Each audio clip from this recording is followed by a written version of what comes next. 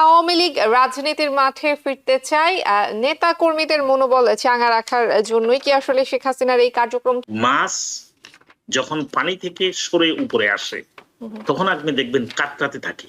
এক সময় মুজিব ভাইয়ের জন্য সারা জাতি যেরকম পাগল ছিল, মুজিব ভাই ছাড়া কেউ কিছু বুঝতো না, কিন্তু মুজিব মারা যাওয়ার পরে শেখ হাসিনা নিজের মুখেই বলেছেন যে কোথায় এত সব আওয়ামী লীগেরা ছিল।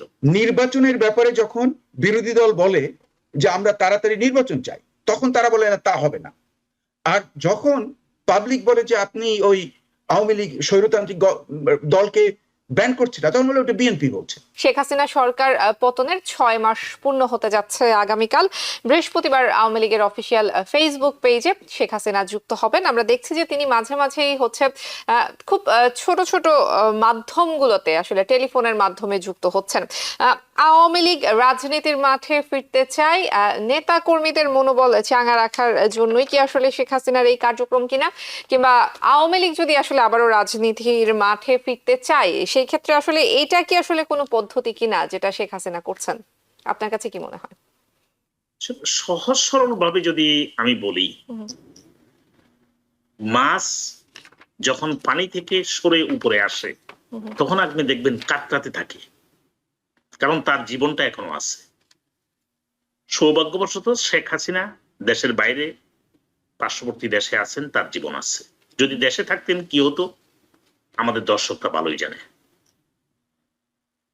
2 দিন আগেই দেখলাম আওয়ামী লীগের একজন কর্মী লিফলেট বিলি করতে যায় গণরুক্ষের মুখে পড়েছেন। যেই দলটার যেটা 75ও ঘটেছে ইন্না লিল্লাহি পড়ার লোক ছিল না সপরিবারে শেখ মুজিব হত্যাকাণ্ডের পরে, ঠিক একইভাবে 16 বছর একচ্ছত্রভাবে দেশ শাসন করার পরে যেই দলটার এই করুণ পরিণতি হয়েছে 5ই আগস্টে, সেই দলটা তার অস্তিত্বের জন্য শুধুমাত্র জীবন আছে সেটা জানান দেওয়ার জন্য বিভিন্ন কৌশল করে যাচ্ছে। তবে এর ব্যর্থতা ইউনূস সরকারকেই নিতে হবে, কেননা বিপ্লবোত্তর তারা যদি সঠিক পদক্ষেপ নিত তাহলে বেনজিরের মতো অথবা এরকম বড় বড় আমলা যারা কামলা হইয়া হাসিনা গভর্নমেন্টকে 15-16 বছর ধরে বাংলাদেশে জনগণের ম্যান্ডেট ছাড়া শাসন করার সুযোগ দিয়েছে, শাসন বলবো না, লুটপাট করার সুযোগ দিয়েছে, তাদেরকে কিন্তু নিরাপদ এক্সিট দেওয়া হয়েছে, সেনাবাহিনীর কল্যাণে হোক অথবা যারাই কল্যাণে হোক না কেন।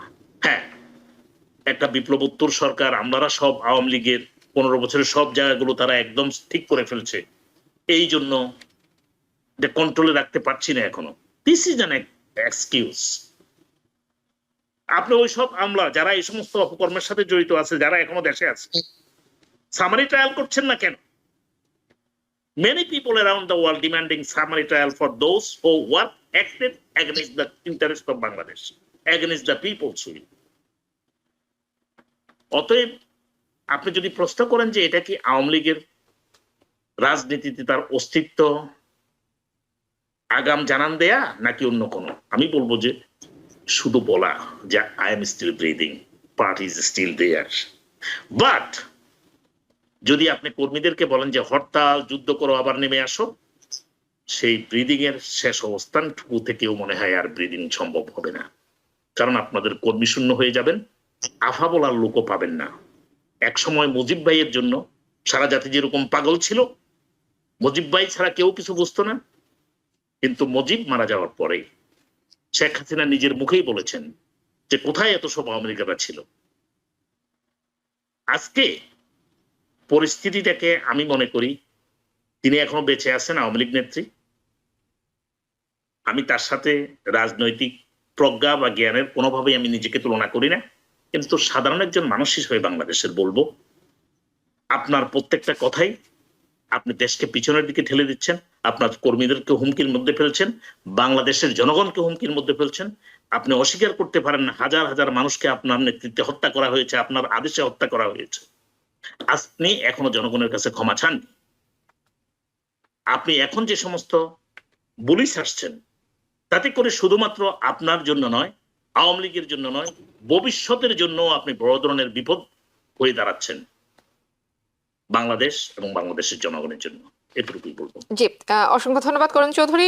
প্রফেসর ডক্টর মোস্তফা সারোয়ার, একদম শেষ মুহূর্তে আছি, শেষ মিনিটে একটু আপনার কাছ থেকে শুনবো। করিম চৌধুরী যেটি বলছিলেন, অস্তিত্ব জানান দেওয়ার এই চেষ্টা থেকে আসলে কোনো সম্ভাবনা দেখছেন কিনা? রাজনীতিতে তো শেষ বলে কিছু নেই, আপনার কাছে কি মনে হয়?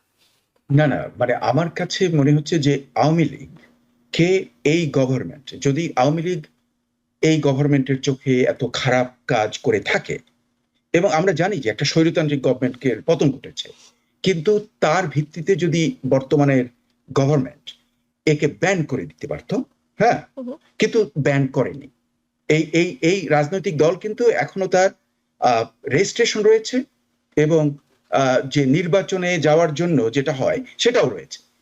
কাজেই সেই ধরনের একটা দল কিন্তু according to the human rights এবং পলিটিক্যাল রাইটস এবং ইন্টারন্যাশনাল চার্টার অনুযায়ী তারা কিন্তু লিফলেট বিলি করতে পারবে, তারা বক্তৃতা দিতে পারবে, তারা মিটিং করতে পারবে। এটা বন্ধ করার জন্য দায়িত্ব হলো বর্তমান সরকারের। এটা কিন্তু বিরোধী দলের দায়িত্ব নয় যে ও এটা বিএনপি বলছে কিংবা ওই জামাত বলেছে, তা নয়। এটা যে গভর্নমেন্ট, কারণ ওরা তো গভর্নমেন্টে নয়, যে পলিটিক্যাল পার্টিস গুলো তারা তো কেউ গভর্নমেন্টের পার্টনার নয়। গভর্নমেন্টের দায়িত্ব হলো, যদি তারা মনে করে যে এরা অন্যায় করে ইত্যাদি, কারণ ওদের কাছে আরো বেশি, আমাদের কাছে ডকুমেন্ট যা আছে তার চেয়ে অনেক বেশি ডকুমেন্ট হলো ইউনুস গভর্নমেন্টের কাছে। তারা যদি সেই ডকুমেন্ট মোতাবেক যদি মনে করে যে একে রাজনীতি করতে দেওয়া হবে না, they can just simply ban. তাদের যে রেজিস্ট্রেশন বন্ধ করে দিতে পারে, হ্যাঁ, তাদের যে নির্বাচনে যাওয়ার জন্য যেটা আছে সেটাও স্টপ করে দিতে পারে, কিন্তু তারা তা করছে না। তাহলে আমাদের প্রশ্ন হলো যে ভিতরে ভিতরে কি ঘটছে, what is going on inside. আপনি নির্বাচনের ব্যাপারে যখন বিরোধী দল বলে যে আমরা তাড়াতাড়ি নির্বাচন চাই, তখন তারা বলে না তা হবে না। আর যখন পাবলিক বলে যে আপনি ওই আওয়ামী লীগ স্বৈরতান্ত্রিক দলকে ব্যান করছে না, তখন বলে ওটা বিএনপি বলছে। হ্যাঁ, চিন্তা করে দেখুন যে আমি এটাকে মনে করি একটা ধান্দাবাজি। হ্যাঁ, বর্তমান সরকারের জন্য এটা একটা ধান্দাবাজি, যে কোনটা সর্ট আউট করবে, যে এটা আমি দেব বিএনপি কে দোষ, ওটাই বিএনপি বলবে, ওটা আমি শুনবো না।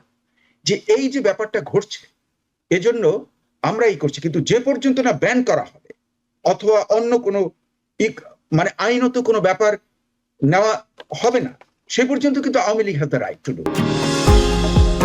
নিউ ইয়র্ক থেকে সম্প্রচারিত TVN 24 টেলিভিশন, বিশ্বজুড়ে বাঙালির কণ্ঠস্বর।